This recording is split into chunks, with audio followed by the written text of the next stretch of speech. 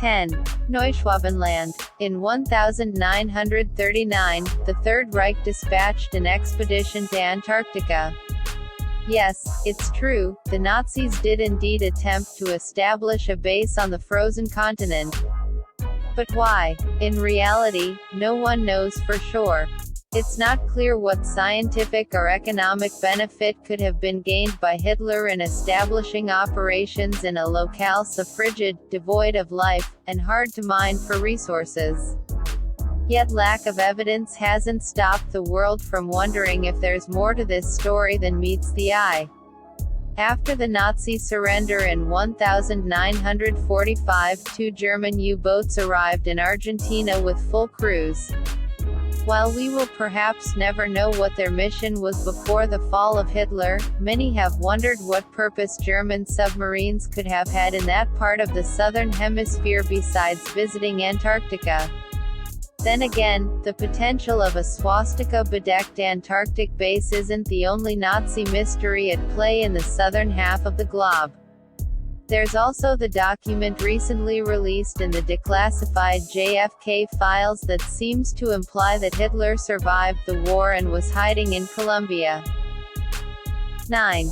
Operation Tabarine. The Germans weren't the only World War II combatants to take an interest in the icy continent.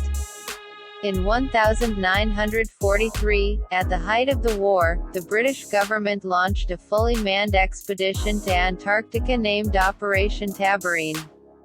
Why exactly keeping an eye on whaling fleets and denying safe anchorage to enemy vessels in this region was considered so important as to justify dispatching a state-of-the-art military vessel with a full complement of sailors to a region just about as far away from the Pacific and European theaters as possible remains a mystery. We can only speculate that the importance of a bolstered British presence in Antarctica may have been justified by rumors of a Nazi base on the frozen continent. All that we know for certain is that the expedition survived 2 winters and was deemed incredibly successful, to the extent that survivors of the mission look back glowingly on this ambitious effort to learn more about our world. 8. Operation High Jump. In 1946, with the psychological horrors of World War II still fresh in the minds of the American people, an expedition of no less than 13 battleships and 33 aircraft was dispatched to Antarctica by the U.S. Navy. Called Operation High Jump, this military expedition was overseen by none other than Admiral Richard E. Byrd, already famous for his solo flights over the icy continent. The official mission parameters of training for icy conditions and establishing a steadier American foothold in Antarctica aren't hard to believe, given the upcoming conflict with the Soviet Union, which was expected to include a land battle across the brutal Siberian wastes. Nevertheless, in the pursuing years, there has been no end to speculation that the real objective of Operation High Jump was the eradication of the fabled Antarctic Nazi base. Reports are conflicted as to the actual accomplishments of Operation High Jump, but it is known that at least 3 Navy airmen never made it back home alive. 7. Prince Harry. With the vital context for historical Antarctic oddities in place, let's fast forward to present times. In 2013, Prince Harry, 5th in line for the throne of the House of Windsor, led an expedition to the South Pole. The purpose of this adventure into the icy wastes was officially to honor the 12 injured servicemen and women who accompanied Harry on what was originally slated to be a competitive march across a section of the continent. But upon arrival, the team decided that the terrain along the 320-kilometer (200 mi) path to the center of Antarctica was too rough for competition, and the American, British, and Australian veterans ambled along in high spirits instead. If Harry was presuming to propose to Meghan Markle deep in the frozen wasteland of the extreme south, we can only be glad that he reconsidered and popped the question over roast chicken instead. Besides abandoning the competitive aspect of the trip, there's nothing overtly odd about this expedition. Yet it sets a precedent for the continued presence of high-profile dignitaries in Antarctica over the last few years that, taken in context, begins to boggle the mind. 6. Patriarch Kirill. In February 2016, the heads of the Eastern Orthodox and Roman Catholic churches met for the first time since the Great Schism, the event which split the church into East and West nearly 1,000 years ago. The historic meeting in Cuba between Patriarch Kirill and Pope Francis was hailed by many as the beginning of a new age for Christianity, though no one could quite put their finger on why, out of the last 1,000 years, the two most powerful men in Christendom had decided to meet right then. Speculation went wild, though, when only a few days after this historic meeting, it was announced that Patriarch Kirill would be joining the crew of the Russian naval vessel Admiral Vladimirsky on their voyage to the South Pole. This announcement came close on the heels of reports that the Vladimirsky had made an unprecedented stop at the Saudi Arabian port of Jeddah on its way to Antarctica. At the time, Russia and Saudi Arabia were bitter economic rivals, making it hard to reckon what sort of business the crew or passengers of the Vladimirsky could have needed to conduct in the closest port to Mecca on their way to the South Pole.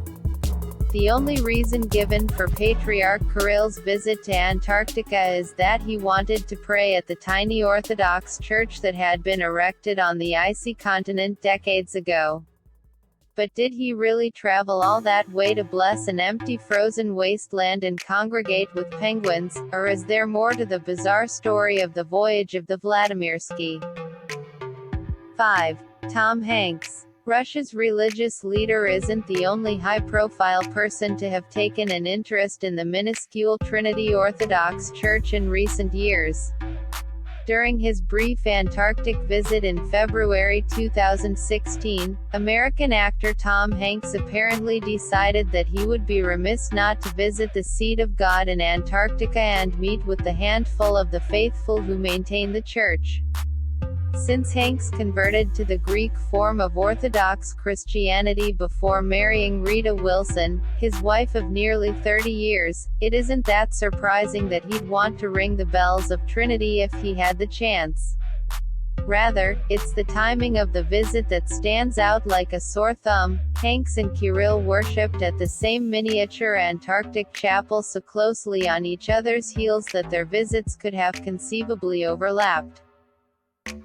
4. New Zealand's Minister of Defence. While New Zealand isn't the closest country to Antarctica, that distinction goes jointly to Chile and Argentina. The Kiwi government does play a major role in the goings-on in the land of ice and snow. In fact, the New Zealand Defence Force is a constant presence in Antarctica, where they protect the personnel at Scott Base and McMurdo Station from the threat of killer penguins and from themselves. In February 2017, Minister of Defense Ron Mark paid what appears at the outset to have been a routine visit to the brave New Zealanders patrolling the icy wastes for baddies. The snow-blinding Antarctic terrain is certainly bright enough to pop open the peepers of even the deepest sleeper. But for a man who must have seen quite a lot throughout his career in order to be elevated to the vaunted position of Minister of Defense, what could Ron Mark have witnessed on his Antarctic expedition that qualified his description of the visit as an eye-opening experience? 3. John Kerry. We all remember where we were on November 8, 2016. Whether we spent that day in tears of jubilation or tears of torment, Election Day 2016 was a historic day for the future of United States that, at least at the kickoff, no American wanted to miss. But there's one U.S. citizen who thought that there was something much more interesting going on in the world that day than the greatest electoral upset in U.S. history. He was, at the time, America's highest-ranking diplomat and became the highest-ranking U.S. official to ever visit Antarctica. This unlikely late-inning deserter was none other than one-time presidential failure and former Secretary of State John Kerry. Instead of cheering on his favorite candidate or offering words of wisdom to his commander-in-chief, John Kerry spent Election Day in Antarctica. But why? Was Kerry simply going out on an extremely expensive taxpayer-funded lark before his White House ticket ran out? If so, he had until Inauguration Day on January 20 to fit in some last-minute sightseeing. Michael Rubin of the conservative think tank AEI points out that, besides being wasteful, Kerry's trip to the South Pole also appears to have been pointless, as there are no other diplomats in Antarctica for America's top negotiator to negotiate with. Or are there? 2. Buzz Aldrin. It seems that one of the first men to set foot on the moon wasn't satisfied with off-world tourism and wanted to tick Antarctica off his bucket list as well. Buzz Aldrin, who has gone public in the last few years as a certified space nut, embarked in late November 2016 on what would end up being an ill-fated voyage to the South Pole. Though the 86-year-old Aldrin was apparently cleared for the trip ahead of time by his doctors, he began to experience the symptoms of altitude sickness at some point along the journey and was rapidly evacuated to Christchurch, New Zealand, by the National Science Foundation. It was while he was still hospitalized in Christchurch that he was graced with a surprise visit from NASA Deputy Administrator Dava Newman. According to a tweet that Aldrin composed from his hospital bed, Newman had just completed her own tour of the icy continent and simply wanted to stop by to give Buzz her regards. But this whole story is riddled with questions from start to finish. If the elderly Aldrin was prone to altitude sickness, why did his doctors clear him to explore the 3,000-meter-high, 10,000 ft, Antarctic plateau? Why had NASA's second-in-command visited the South Pole a day before Aldrin and only weeks after John Kerry? And why did she visit Buzz while he was still unwell in order to conduct a bedside meeting with all the optics of a military debriefing?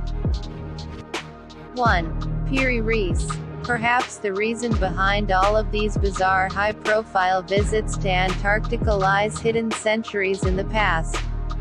With the use of satellite imagery, the art of mapmaking, called cartography, has advanced beyond all possibility of error. But up until the early 1900s, inaccuracies in cartography were common. Yet there's one map from over 500 years ago that appears to capture a section of the Antarctic coastline in vivid detail. There's just one catch: there's no ice. Drawn in 1513 by Turkish Admiral Piri Reis, this unique map was discovered in 1929, before modern cartographic assessments of Antarctica had been made. Though Admiral Reis was certainly a great explorer, he admitted to basing his maps on older sources. And though the scientific establishment may have good reason for brutally ripping into the theory that the Piri Reis map depicts Antarctica, it can't be denied that parts of this map march in lockstep with sections of the Antarctic coastline that are buried deep under the ice and have only been verified recently with the advent of seismic instruments and satellites.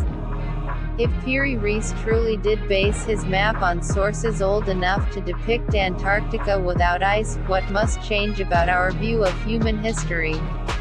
If the Piri Reis map accurately depicts Antarctica as once having been graced with palm trees, white-haired monsters, six-horned oxen, giant snakes, and ancient ruins, wouldn't that be enough reason for Antarctica to take center stage in the process of discovering the truth of human origin? Wouldn't that be enough reason for top representatives of the world's elite to make the journey to the southernmost continent? Upon arriving in Antarctica armed with a worldview entirely different from our own, what else might they have discovered? Samuel Popejoy discovered an enduring passion for consciousness studies, shamanism, analytical psychology, phenomenology and geopolitics at a young age. As poet, musician, and scholar, Samuel resembles the ancient bard in understanding that the truth in art lies behind its image, that even language itself is a symbolic construct that inevitably interferes with our natural processing of existence. If you liked the video, then like, subscribe and don't forget the bell so that new videos are posted on the channel.